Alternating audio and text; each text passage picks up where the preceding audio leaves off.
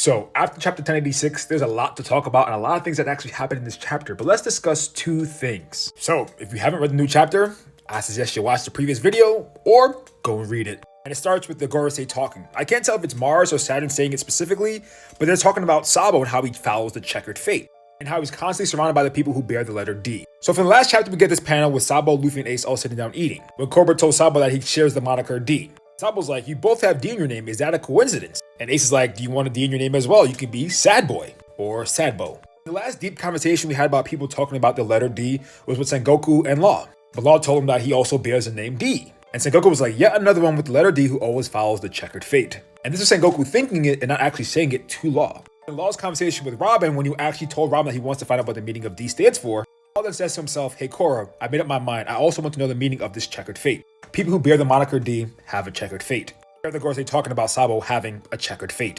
Sabo may not be one of the original D clan members, but he's a sworn brother of two, in the nickname with the moniker D in it, as a leader who has a D in their name, and now bears the will of one who just died, Cobra.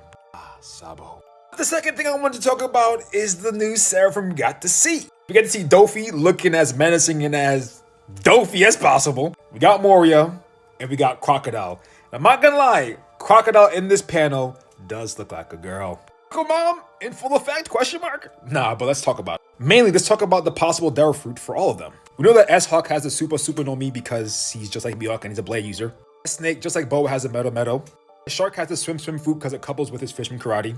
S-Bear has the Paw fruit just like Kuma. So I'm going to assume that S-Gecko and S-Flamingo both have the same Darrow fruit of their original user. The Flamingo with the String fruit and Moria with the Shadow fruit. But that leaves Crocodile. S-Crocodile. You see, Crocodile's Darrow fruit was a Logia, and Crocodile was very reliant on his Logia powers. Fortunately, Vegapunk already said it's too difficult to copy the powers of a Logia.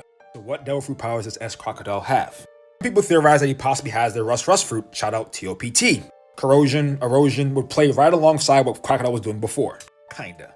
There are some other possibilities. Because Crocodile was so reliant on his Logia powers, the Seraphim may be the same. To be honest, out of all the Seraphim so far, none of them truly use the flame powers that they have. So it could be a situation that Crocodile's really efficient at actually using the Lunarian's flames. But there are still some other possibilities. Maybe a mythical zone that can give him an ability to control an element.